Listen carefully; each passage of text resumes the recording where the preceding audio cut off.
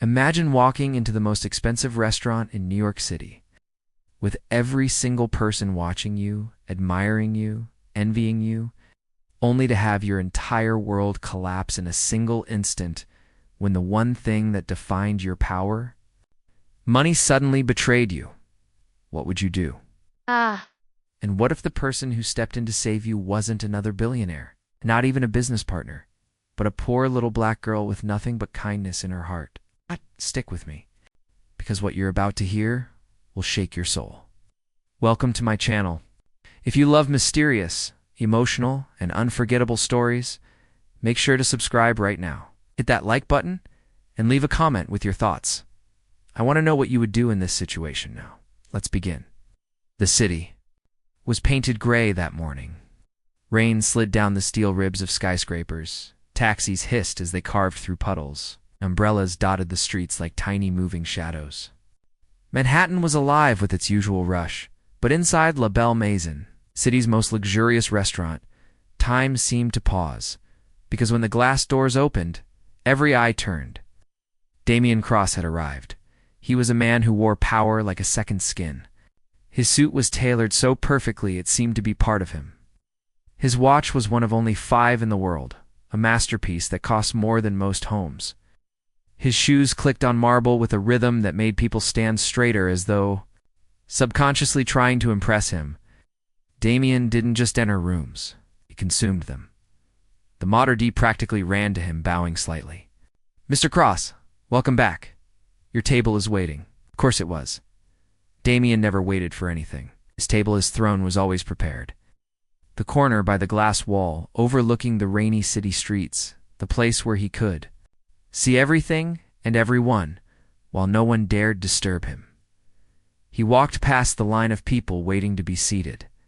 Some whispered his name, their voices trembling with a mix of envy and awe. Others tried to look uninterested, but their eyes betrayed them, flicking up from menus to steal glances. Damien thrived on it.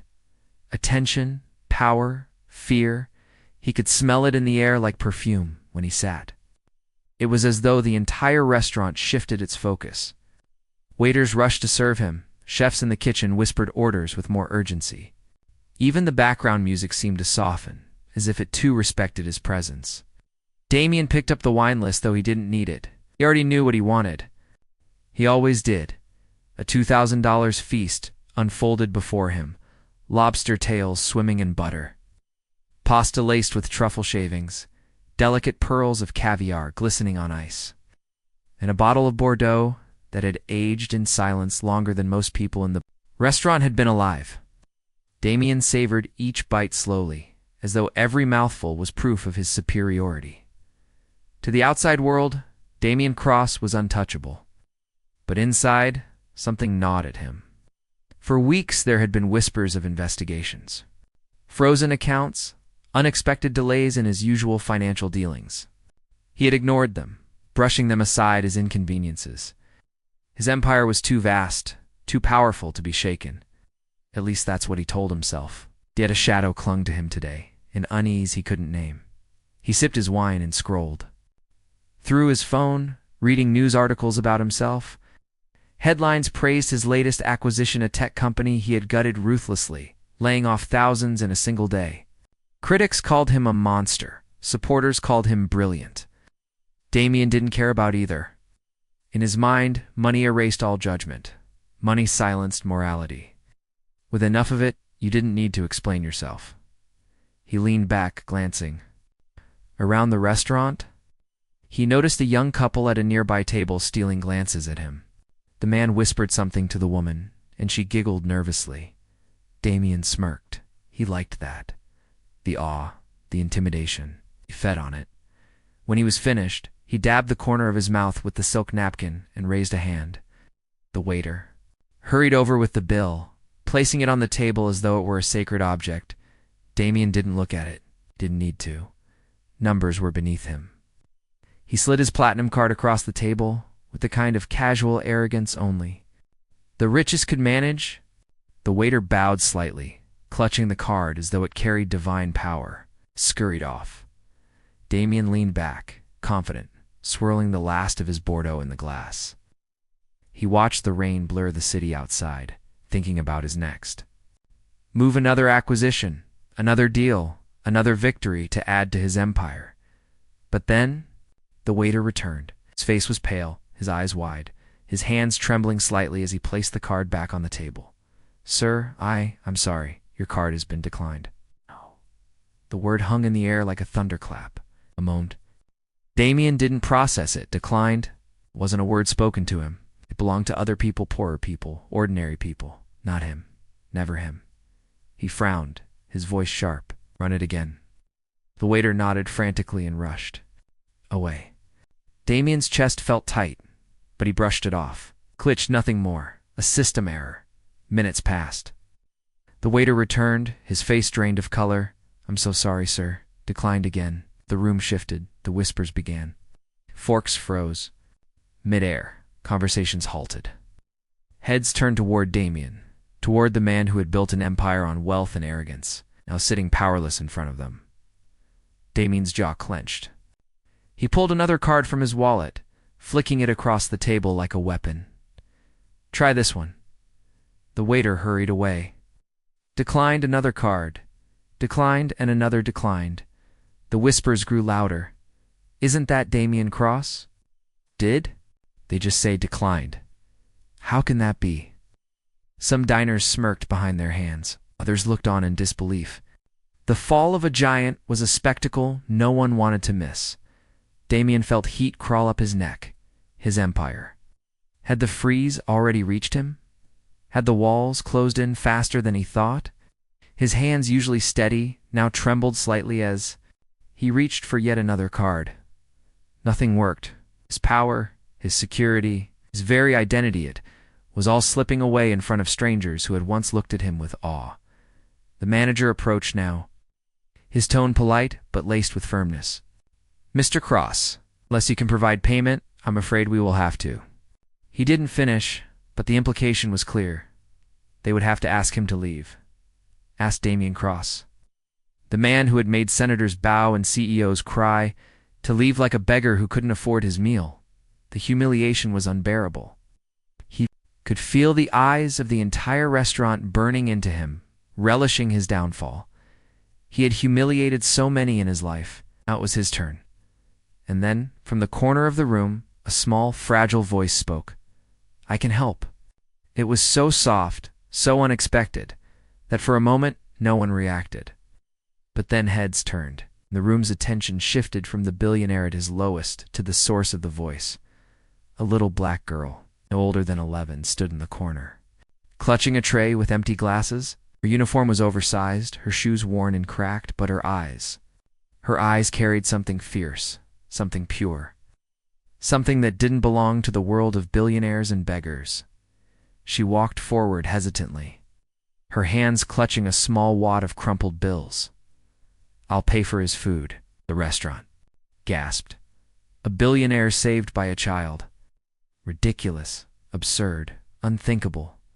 Yet she stood there, trembling but determined, her small voice carrying more weight than the chatter of dozens of adults. Damien froze. His mind, sharp enough to destroy companies and ours, couldn't compute this moment. He stared at her, unable to move, unable to speak. The manager bent down, speaking gently, "Sweetheart, that meal costs more than you can imagine." Duh.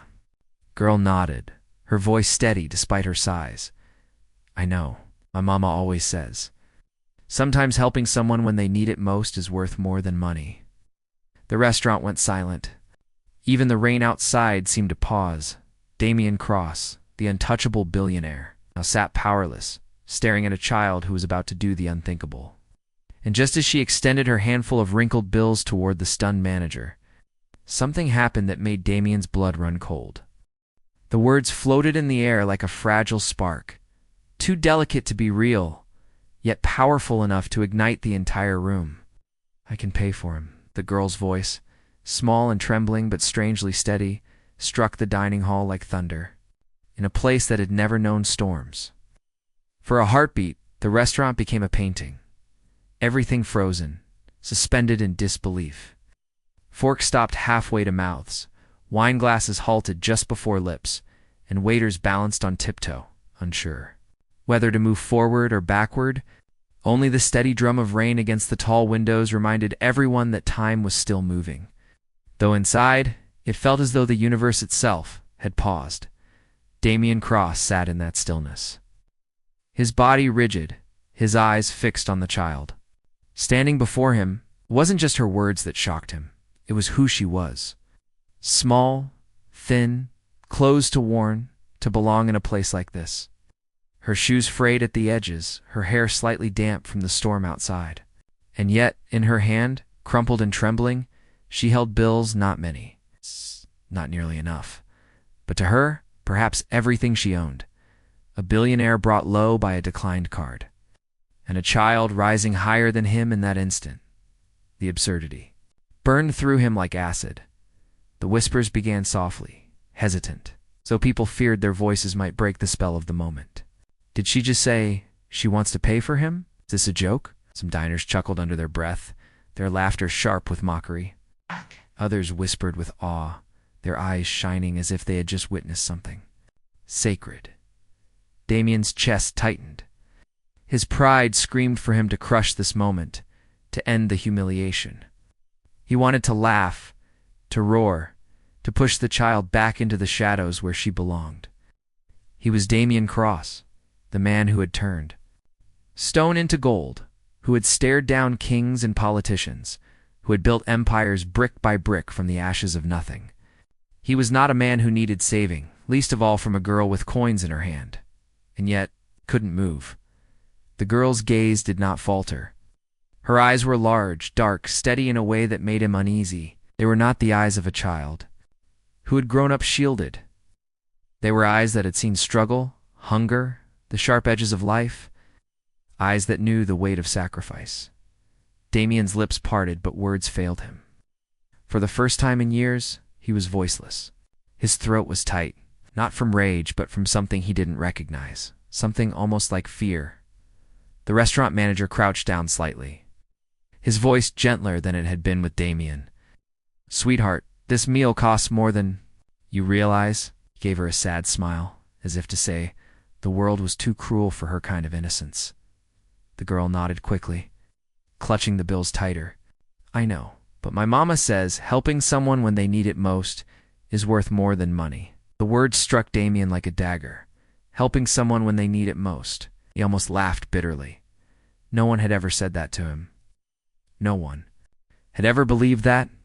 In his world, kindness was weakness. Power was currency. Money was salvation. But in her trembling voice, in her childlike conviction, he felt something break open inside him. Memory, sharp and unwanted, clawed its way back into his mind. A boy himself, no older than she was now, standing outside. A bakery window, the glass fogged from the warmth inside, the smell of bread, thick and rich. His stomach had growled so loud he was afraid others might hear.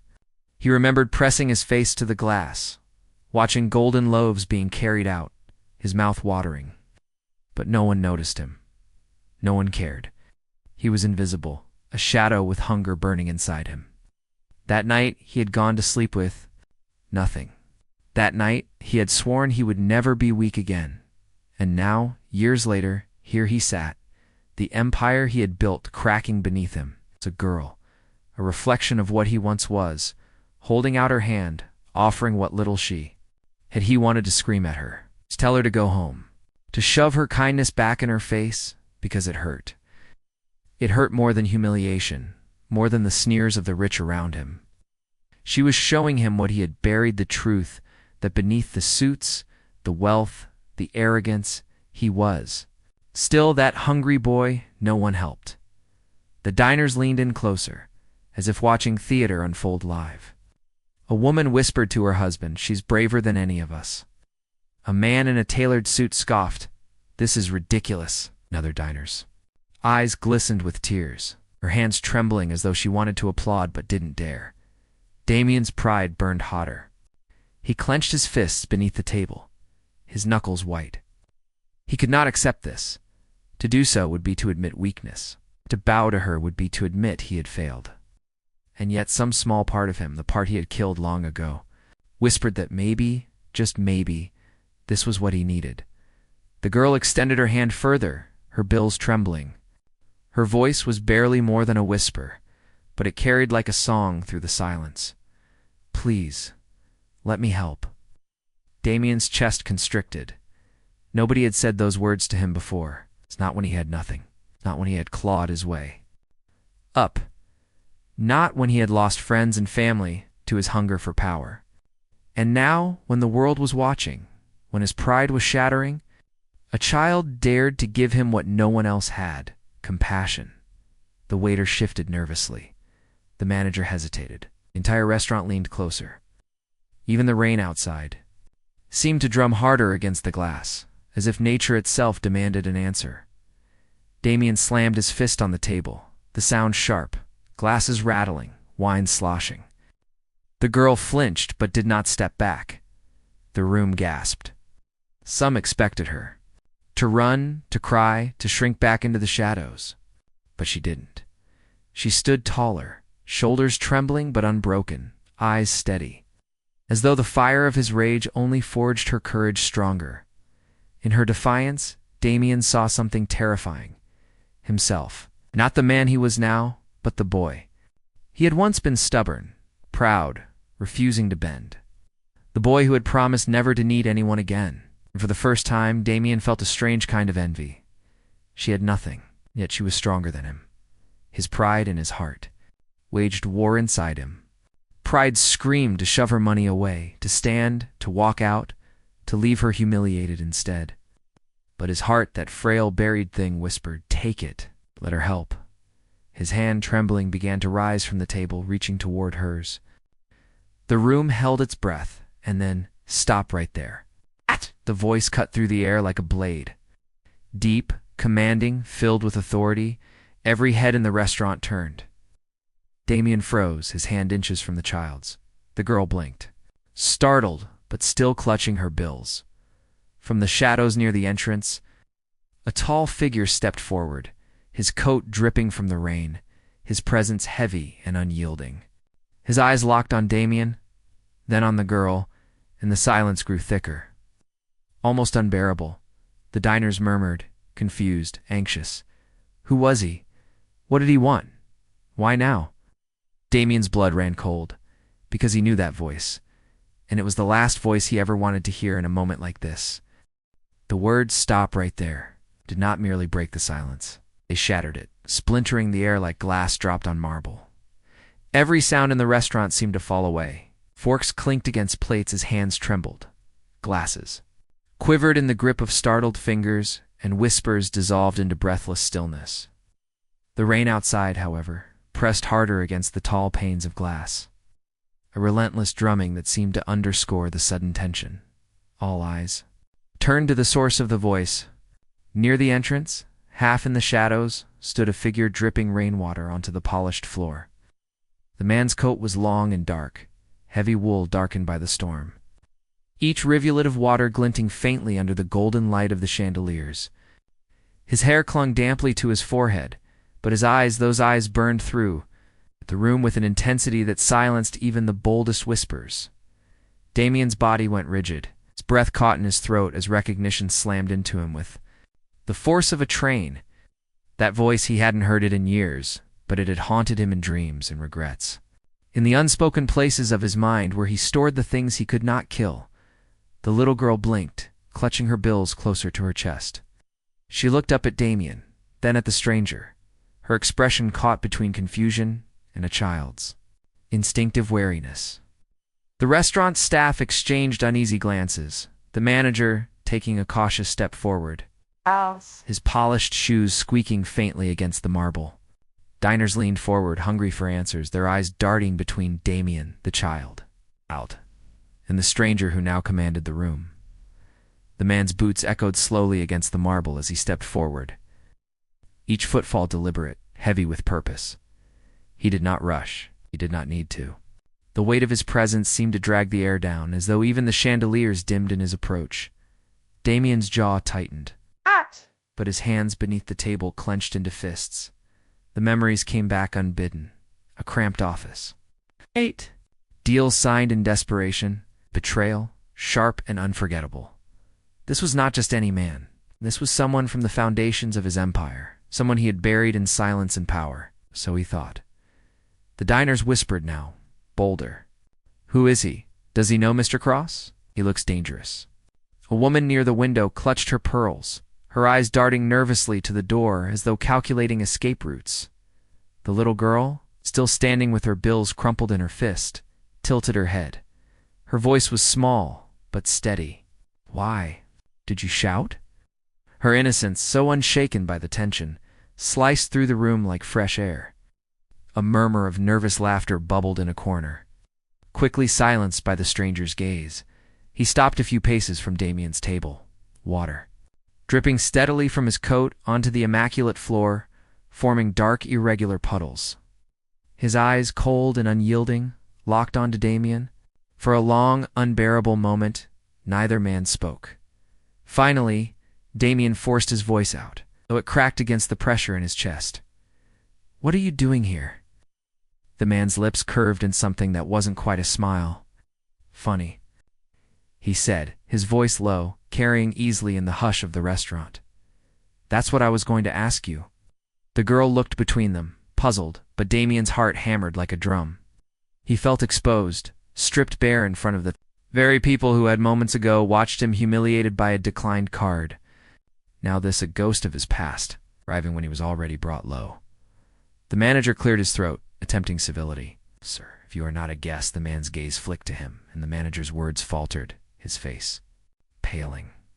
There was something in that look, sharp, commanding, dangerous, that silenced him instantly. Damien leaned forward slightly, his voice dropping to a growl. This isn't the place. The stranger tilted his head. But it is.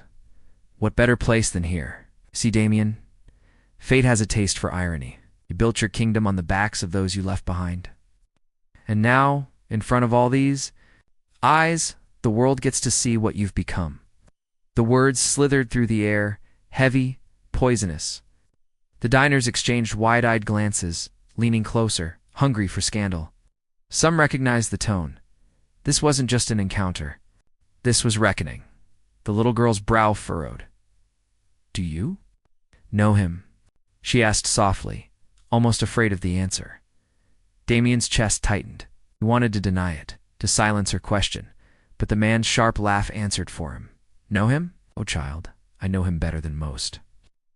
I know what he fears, and tonight we all get to watch him squirm. Gasps spread like wildfire across the tables. The diners' whispers swelled, excitement buzzing like electricity. He knows Mr. Cross. What does he mean? Is insane. Damien's pride flared, burning away the chill of fear. His voice hardened. You've got no right to be here. Leave. The man took another slow step forward, the puddle beneath him spreading. No right. Damien, I earned the right the day you betrayed me. The words detonated in the room. Betrayal. The diners inhaled sharply, their eyes darting wildly. The little girl clutched her bills tighter, her gaze shifting from one man to the other, trying to stitch meaning from fragments she could not yet understand. Damien's mind reeled. He wanted to shout him down, to drown the accusation, but his tongue betrayed him with silence, because it was true. Buried under years of power and luxury, it was true. And the man standing before him was living proof of the sins he thought he had erased. Flashbacks tore at him, unbidden. A cramped basement lit by a single bulb. Papers spread across a table. This man, extending trust, offering partnership, staking his future on Damien's word. And Damien, younger, hungrier, sharper, had taken what he needed and cut him out, leaving him in the ruins. He remembered the man's eyes then, filled with fury and betrayal. He had never forgotten. And now, here he was. The little girl finally spoke again, her voice soft but filled with a quiet strength. But people can change. The stranger's eyes snapped to her, sharp and cold, but something in her smallness, in her innocence, softened his expression, just for a moment before the hardness returned. Damien swallowed hard. He wanted to cling to her words, to seize them as a shield, but the weight of the stranger's gaze pressed down like chains. The diners were leaning forward now, their meals forgotten, wine glasses untouched, every ear tuned to this unfolding drama. The restaurant, once a sanctuary of wealth and polish, to become a theater of reckoning, and no one wanted to miss a line. The stranger's voice lowered, darker now. Change. Tell me, Damien. When your empire crumbled, when your cards declined, when your mask slipped, did you change? Or are you still the same man who would sell his soul for another rung on the ladder? Damien's fists clenched tighter. He could feel sweat forming at the back of his neck, though the room was cool. His chest rose and fell sharply, his breath uneven. For years he had commanded boardrooms, silenced critics, broken opponents with words sharper than steel. But here, in front of a child with trembling bills and a room full of strangers, he was naked. The little girl took a small step closer to him, as if to shield him from the stranger's words. Her presence was absurdly brave, her tiny frame standing between two titans of a war she did not understand, and it was that image. Her fragile courage that made Damien's heart twist with something he had long buried. Shame, the stranger's. Eyes flickered, just for an instant, with something unreadable. Perhaps surprise, perhaps contempt, but then his expression hardened again. He leaned closer, his words a whisper that carried nonetheless. I came here for one reason. To finish what you started, to show the world who Damien Cross really is. With that, he slipped a hand into his coat. The diners gasped audibly, some pushing their chairs back in fear. The girl froze, her eyes wide. Damien's blood turned to ice. Whatever this man had brought with him, it was about to change everything. The stranger's hand slipped slowly into his rain-soaked coat. The gesture alone sent a shockwave of fear through the room. It was not sudden, not hurried, but deliberate, and somehow that made it worse. It was the kind of movement that promised weight, the kind of motion that made the air thicken, and the heart pound with anticipation of something terrible. A woman near the far wall gasped and clutched her husband's arm. A man in a tailored gray suit pushed his chair back, sharply that it screeched across the marble, the sound slicing through the tense silence. The waiters, who had been frozen at their stations, glanced nervously at one another, unsure whether to step forward or vanish into the safety of the kitchen. The little girl stood her ground, though her small shoulders trembled. Her wide brown eyes fixed on the stranger's hand, her crumpled bills still clenched tight against her chest. She didn't understand why everyone looked so afraid. But even she could sense the weight of the moment. Damien's pulse thundered. In his ears, could feel sweat prickling along his spine despite the cool air of the restaurant. Every muscle in his body screamed for him to act, to shout, to stop this before it went further, but he couldn't move. He was rooted to his chair, caught in the grip of dread and recognition. He knew this man. He knew what he was capable of, and he knew that if the hand came back out holding what he feared, this night would not just end his reputation. It might end everything, the diners whispered, their voices a rising tide of speculation and fear. Is it a weapon? What's happening? Should we leave? Some stood, inching toward the exits, but most stayed, drawn like moths to flame. Scandal, danger, the possibility of witnessing something extraordinary. It was a magnet. Stronger than fear, the stranger's eyes never left Damien's. Cold, unblinking, they pinned him in place as surely as shackles. His voice, when it came, was quiet, but it carried to every corner of the restaurant. Do you remember, he said slowly, the night you promised me everything? The words sliced into Damien's chest, pulling memories he had buried deep. He saw it again, a smoky back room, dimly lit, the air thick with desperation. He had been younger then, hungrier, the fire of ambition burning brighter than reason. The man before him had extended trust, offered partnership, opened doors. That would have remained closed forever without him. And Damien, sharp and ruthless, had taken everything he could, then cut him out without hesitation. It had been the final stroke that set him on the path to empire, and it had been the betrayal that haunted his steps ever since. Damien's throat tightened, wanted to speak, to deny, to rewrite the past with words. But his voice betrayed him with silence. The stranger tilted his head, his hands still buried inside the coat. The puddle beneath him widened, darkening the floor. You left me with nothing. You walked away, and the world called you brilliant. They called you a visionary. They never saw the bodies you left behind. Gasps rippled through the diners. They leaned forward, hungry for each word. Scandal was oxygen in a room like this, and they inhaled greedily. The little girl frowned, glancing up at Damien. She didn't understand all of it, but she understood enough. This wasn't just about money. This was about something deeper, older, sharper than the moment with the declined card. Her voice, small but steady, slipped through the tension. If he hurt you, why are you here now? The question hung in the air, pure and untainted, and for a heartbeat the stranger's eyes softened. Just a flicker, a crack in the steel, before the hardness returned. Because, he said, his gaze snapping back to Damien, he doesn't get to escape. Not this time. Not in front of all these people. Not in front of the child who saw fit. To save him, Damien flinched. The words felt like knives, peeling away the last defenses of his pride. He had faced scandal before, had crushed opponents in courtrooms and boardrooms alike, but never like this. Never so exposed, so cornered, so stripped bare.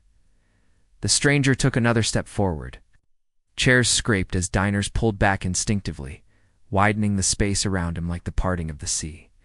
The golden light of the chandeliers caught in his wet coat, making the dripping fabric glisten like black glass. Damien's mind raced. He saw not just this moment, but all the moments that had led here. The deals, the betrayals, the lies he had told to climb higher. He had justified them all in the name of survival, of ambition, of destiny. But now, with this man standing before him, he wondered if all he had built was nothing more than a fragile illusion waiting to collapse. His chest ached with the memory of nights spent hungry, of the promise he had made to himself as a boy, never to be weak, never to need anyone. And yet here he was, humiliated before strangers, offered salvation by a child, and condemned by a ghost from his past. The little girl stepped closer to him, her small hand brushing against his sleeve. The touch was light, tentative, but it anchored him. For the first time that night, he looked down at her instead of at the stranger. Her eyes were steady, filled with something he didn't understand. Not pity, not fear, but something like belief. The stranger's voice cut through the fragile moment. Look at you. Once, you thought yourself untouchable. Now a child stands taller than you ever did. The words landed heavy, drawing murmurs from the crowd. Some nodded, their eyes narrowing as though pieces of Damien's myth were falling away before their very eyes. Others whispered with sympathy, uncertain where truth ended and performance began. Damien's pride surged again, but it was hollow, a dying flame. He straightened slightly, forcing steel into his voice. If you came here for revenge, do it, but don't drag her into this. The little girl's grip on his sleeve tightened, but she didn't speak. The stranger's lips curved in that almost smile again. Oh, Damien. Always the martyr when the walls close in. This isn't just about revenge. This is about truth. He pulled his hand slightly from the coat, just enough to send another wave of panic through the diners. A few cried out. One man stumbled backward, knocking over a chair. The sound of it crashing against the marble echoed sharply, but the hand didn't emerge fully. The stranger let the suspense build, feeding on the fear in the room. On the way, every eye widened, every chest tightened. The rain outside hammered harder against the glass, as if the storm itself was demanding release. The chandeliers swayed. Slightly, their crystals scattering fractured light across faces twisted in anticipation. Damien's breath came faster now. His mind raced through possibilities. A weapon, a document, proof of betrayal. Any of them could destroy him in different ways, and the not knowing was worse than any certainty. The little girl's voice broke the silence again. You don't have to do this. The stranger's eyes flicked to her once more, and again, just for a second, something softened. But then he shook his head slowly. "Oh, child, I do." The hand moved deeper into the coat. The room seemed to tilt with the weight of the moment. Every eye was locked on him. Every breath was held. Damien's heart pounded so hard he thought his ribs might crack. His fists clenched, his body trembling with rage and fear and something he couldn't name. And then, with unbearable slowness, the stranger began to draw his hand back out. Gasps erupted, bodies shifted, chairs scraped in panic. The girl squeezed Damien's sleeve tighter. Her eyes wide with terror now. The hand emerged, gripping something, but before the diners could see clearly, the stranger stopped, holding it half-revealed, cloaked still in shadow, his eyes locked. "Onto Damien's, cold and merciless. Time to face it," he whispered, and the room exploded with gasps, the reveal hanging on the edge of silence. The stranger's hand emerged at last from the folds of his coat, and the entire restaurant seemed to hold its breath. The air itself felt taut, as if stretched over the sharp edge of a knife. 1,000 eyes watched, wide with terror, curiosity, or morbid anticipation. Even the chandeliers above seemed to flicker, their golden light bending toward the secret that was finally about to be revealed. What came out was not the cold metal of a gun, though many expected it. Nor was it a knife, nor any weapon of violence. What he pulled free instead was a thick leather-bound folder. Darkened by rain, edges frayed with use, but unmistakably important. He held it in his hand with the same gravity one might give a loaded pistol, and in a way, it was far deadlier. Damien's stomach dropped. His face, which had maintained a brittle mask of arrogance and control, cracked with the first true expression of dread. He knew that folder. He had hoped never to see it again. The stranger lifted it higher, letting the light catch the embossed initials on the corner. "Do you remember this?" he asked, his voice carrying in the hush. "You signed it, you sealed it, and then you buried it along with me." Gasps and murmurs rippled through the diners, like waves crashing against the marble walls. The whispers sharpened into speculation. What is it? A contract? Evidence? They didn't know the details, but they understood what it meant. Scandal, corruption, the unraveling of the story of a man they had once admired. The little girl tugged gently at Damien's sleeve. "What is it?" she whispered, her eyes searching. His pale face. Damien swallowed hard, but his throat felt like sandpaper. His lips parted, but no sound came out. The weight of years pressed on him. Every lie he had told, every corner he had cut, every betrayal he had justified in the name of ambition. And now, here it was, in front of him, in the hands of the man he had wronged most. The stranger stepped closer, laying the folder on the table between them. The sound of it hitting the polished wood was louder than thunder. "This," he said softly, "is the truth. The contracts you forged, the signatures you stole, the promises you broke to rise higher. Everything you thought you had buried is right here." Damien's hands shook. He reached toward the folder, then pulled back as though it burned. His chest heaved with ragged breaths.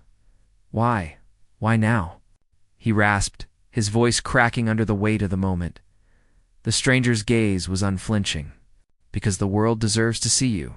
Not the mask, not the myth, but the man you really are. And because you thought you could escape the past, Damien, you thought you could walk away and never look back. But the past never lets go." Diners leaned closer, captivated. It was theater, it was confession, it was blood drawn without a blade. They were witnesses, unwilling to look away. Damien's pride collapsed like a building with its foundation ripped out. His mind flashed with memories, nights spent hungry as a boy, vowing to claw his way to power, the deals that had brought him to the top, the faces of those he had trampled, this man chief among them. He had told himself it was survival. He had told himself it was destiny. But now, staring at the folder, he saw it for what it was, betrayal. Naked and undeniable tears pricked at the corners of his eyes, hot and humiliating. His voice trembled. I was young. I thought if I didn't take it, I'd never make it out. I thought I had no choice." The stranger's expression hardened. "You always had a choice." The little girl stepped forward then, her small figure standing between the two men. Her gaze flicked from one to the other, confusion and courage mingling in her eyes. "If he's sorry," she said softly, "doesn't that matter?" The restaurant fell silent again. No one expected it, the voice of a child breaking through the storm of anger and guilt. Her innocence cut sharper than accusation. The stranger looked down at her, his brow furrowed. For a moment, his steely mask cracked, just slightly. "Sorry doesn't erase what he did," he said, though the words lacked the venom of before. "But it can change what he does now," she insisted. Her voice wavered but did not break. "Everyone makes mistakes. Everyone, even you," the diners murmured, startled by her boldness. Some scoffed, but others nodded quietly, moved by the purity of her words. Damien's chest constricted. He looked at her, really looked, and in her eyes he saw something he hadn't seen in years. Hope, not for wealth, not for power, but for him. For the man beneath the armor of arrogance and ambition. His tears broke free then, streaking hot down his face.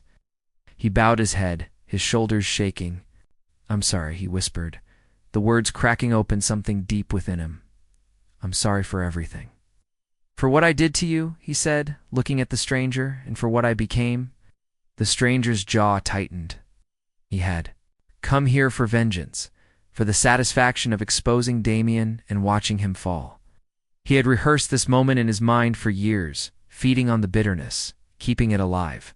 But now, faced with Damien's raw collapse and the girl's quiet strength, something shifted inside him. He turned to the diners, their faces etched with shock and awe. "You wanted a show?" he said, his voice ringing out. "Here it is." The mighty brought low, the truth laid bare. He lifted the folder, then slowly closed it. "But maybe the real punishment isn't in me destroying him. Maybe it's in him living with what he's done, and choosing what he will do now." The murmurs rose again, some disappointed, some relieved, but all of them knew they had witnessed something unforgettable. Damien lifted his face, wet with tears, and looked at the stranger. "I don't deserve forgiveness," he said, his voice hoarse. The stranger studied him for a long moment. Then, with a slow exhale, he set the folder back down. "No," he agreed. "You don't. But maybe you can earn it." The words hit Damien harder than any weapon could have. They were not absolution, not escape, but a challenge, and in their way, a mercy. The little girl reached out, her tiny hand slipping into Damien's trembling one. "Then start now," she said simply, and something in him shifted. For the first time in decades, Damien felt the weight of his empire lift, placed by something heavier yet more real. The chance to change, to be more than the sum of his sins. The stranger turned, his wet coat dripping as he walked slowly toward the door. The crowd parted before him, silent now, reverent. He paused only once, glancing back over his shoulder. "Don't waste it," he said. And then he was gone, swallowed by the storm outside. The diners erupted into whispers, their voices a storm of speculation and awe, but Damien heard none of it. He knelt beside the girl, clutching her hand as though it were the only thing anchoring him to the earth. His voice shook, but it carried conviction. "I will do better. Swear it." She smiled faintly, her eyes bright with something unshakable. "I know." And for the first time in his life, Damien believed it too. The chandeliers above gleamed, their light no longer harsh but warm, wrapping the room in a strange, fragile peace. Outside, the rain began to ease, as though the storm itself had been waiting for this moment to let go. Inside, fallen Billionaire and a little girl sat hand in hand at the fragile beginning of something new. Not an ending, but a redemption.